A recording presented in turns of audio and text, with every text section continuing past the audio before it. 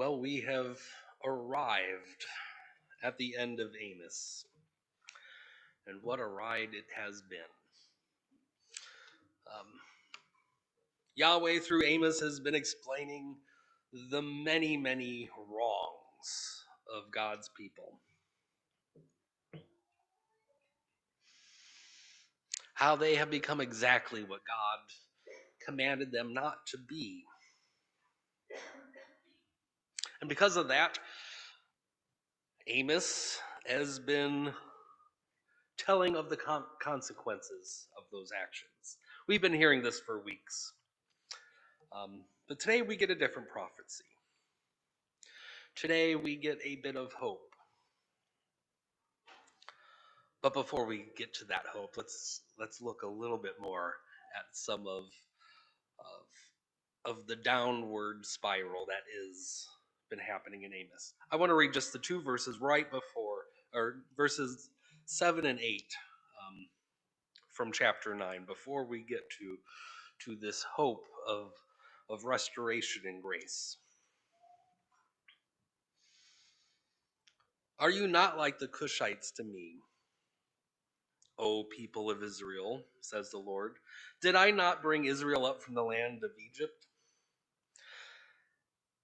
and the Philistines from Caphtor, and the Arameans from Ker? The eyes of the Lord God are upon the sinful kingdom, and I will destroy it from the face of the earth, except that I will not utterly destroy the house of Jacob, says the Lord.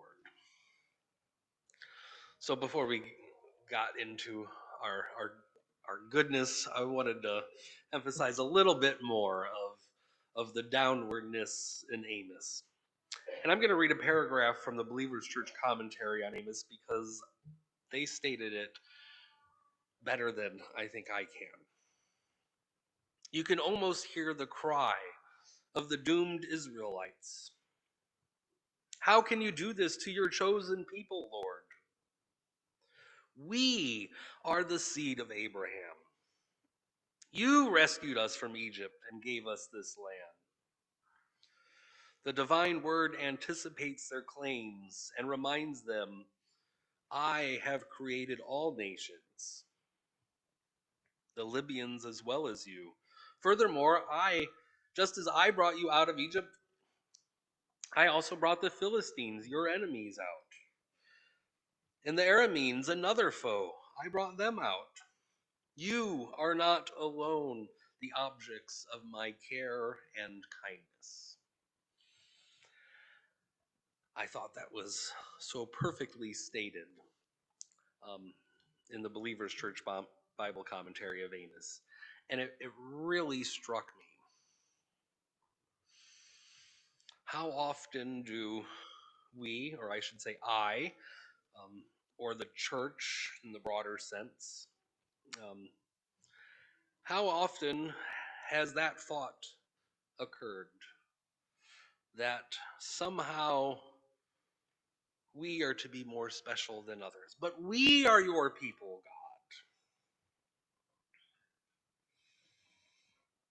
God. I am not sure how often we would maybe say that, but more of a thought without thinking it. Living in a way that takes for granted what God has given or provided us. Living in a way that is aware of God's promises and gifts, but not living in a way that is conscious or thankful of them.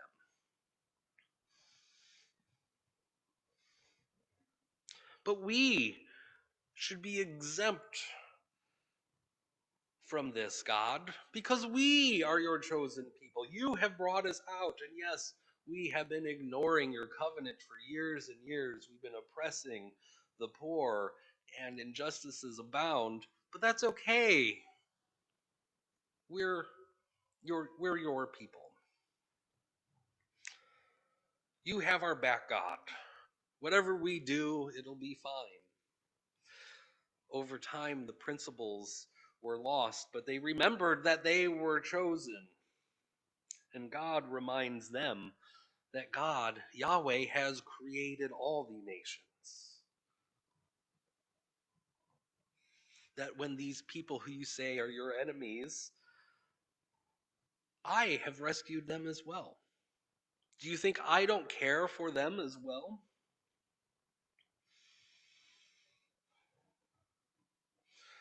When the Philistines or the Armenians have ignored God's call for justice, judgment is to be had. So is the case even when it's my people. Perhaps especially when it's my people. Ignoring God's call for justice won't stand. And that is how we enter into this final piece of Amos. After a reminder that all nations are God's creation, we receive finally the words of hope. I'm going to reread what Herb has read, just so we can hear it again. On that day I will raise up the booth of David that is fallen, and repair its breaches, and raise up its ruins, and rebuild it as in the days of old, in order that they may possess the remnant of Edom, and all the nations who are called by my name, says the Lord who does this. The time is surely coming, says the Lord, when the one who plows shall catch up with the one who reaps, and the trader of the grapes with the one who sows the seed. The mountains shall drip sweet wine, and the hills shall flow with it. I will restore the fortunes of my people Israel, and they shall rebuild the ruined cities and inhabit them. They shall plant vineyards and drink their wine, and they shall make gardens and eat their fruit. I will plant them upon their land, and they shall never again be plucked up out of the land that I have given them, says the Lord your God. As we move into this ending of Amos, we see it involves some different aspects than what we've been hearing before. The restoration of the Davidic line, and the restoration of the people in a fruitful land. Two significant promises to the people. God had first given them a land, and the land had symbolized God's pleasure in and faithfulness to them. And God provides them in the land that we read in Exodus that flowed with milk and honey. Up to this point, Amos has announced judgment, the day of the Lord, which Israel thought would bring redemption, was bringing disaster. But however, we get a startling reversal. In that day,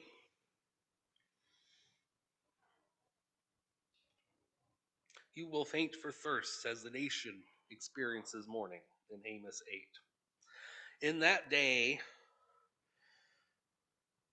of the rebuilding of the tent of David, the ruins will be repaired. God and Amos have announced that their wicked ways have consequences, but also end with an announcement that God has not forgotten them. Behold, the days are coming. In that day, the fortunes of God's people will be restored.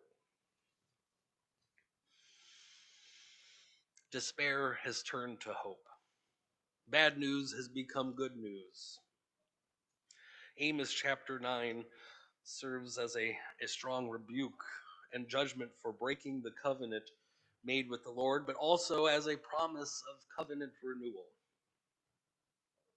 The fact that God is not only disciplining God's people, but is also restoring them, or promises to restore them, reinforces that God intends to continue fulfilling the covenant promises, despite the fact that Israel has not kept up their end of the bargain.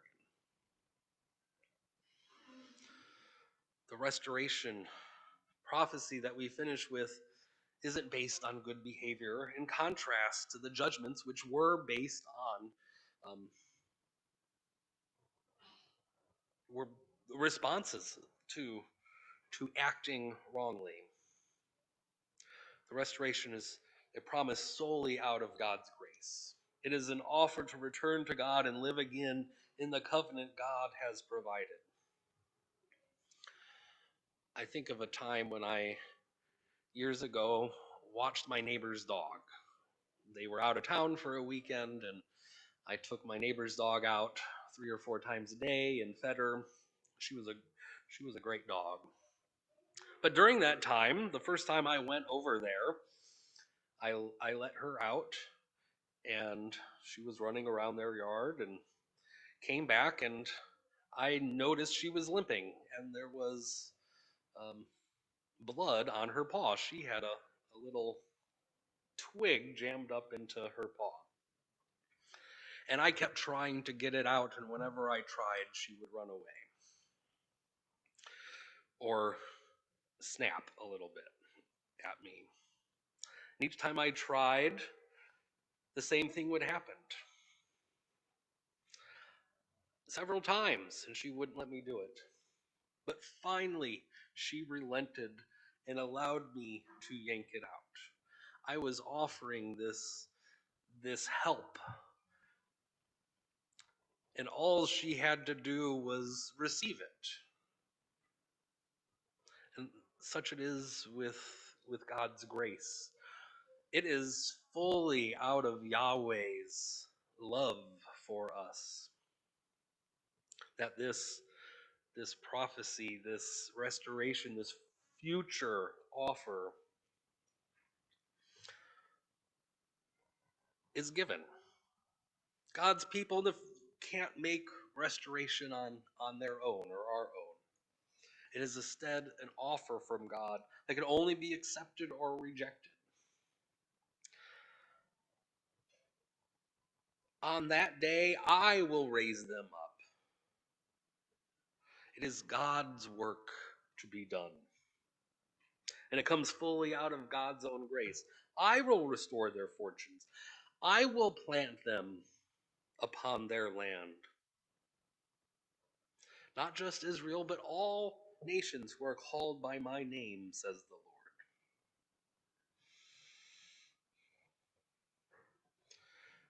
Despite the ways God's people have ignored God's covenant, God is still seeing it through, is still offering it.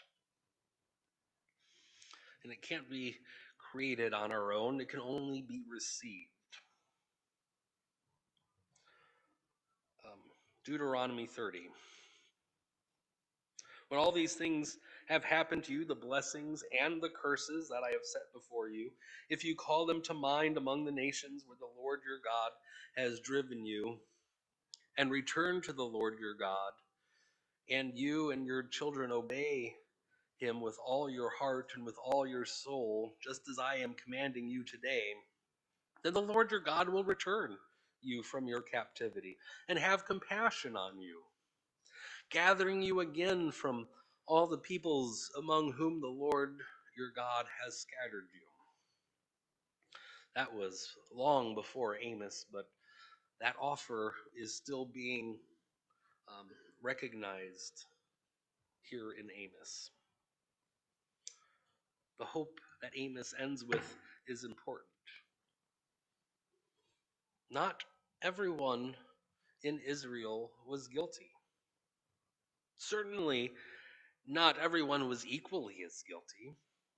We had heard that early on in Amos that much of this was done by the leaders and the wealthy.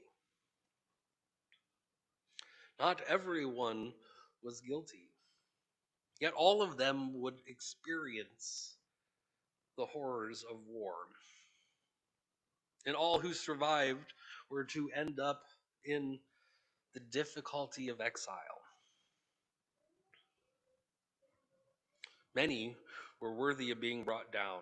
But how do the faithful deal with this news? And I think that's why we end with this um, oracle of hope, of restoration. But how do they deal with this news? But surely many of those being oppressed were the faithful. How did they deal with the no news for so long of receiving the oppression and the injustice?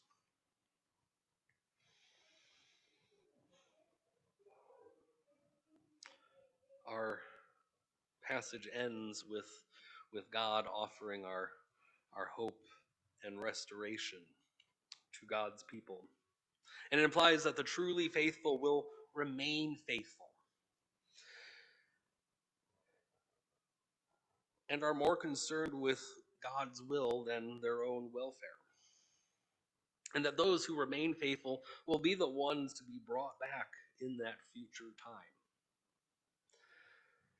It is hope in the faithfulness of God keeping God's promises. The foundation of this hope is the character and nature of God and God's covenant with Israel. God's covenant is unilateral. It's contingent upon one party only. Despite the gravity and extent of human sin, the covenant is not established by human agreement or compliance. It is not to be fragmented or severed. Even when judgment is carried out on those who are covenant participants, it will not be compromised. Surely many of those being oppressed were the faithful. Surely many of those receiving injustice were the faithful.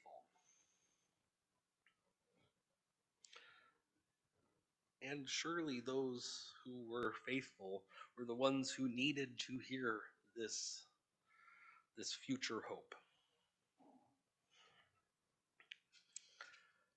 I will raise them up.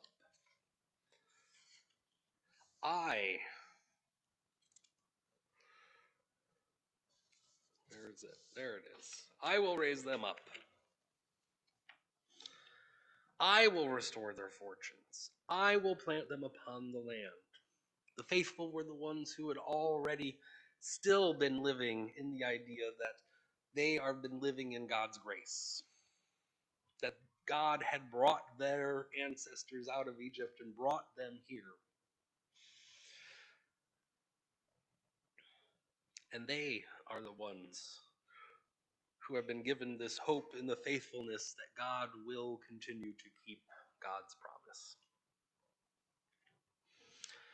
So let us pray. Lord, forgive us the times when we are the ones who are oppressing or causing injustice, even just by not speaking out against what is wrong, by not speaking to the nations your words of hope and love. We thank you that you continue to offer us your grace even when we don't deserve it. May we live fully into the grace that you have given us. That you will strengthen us to speak your words to those in our lives.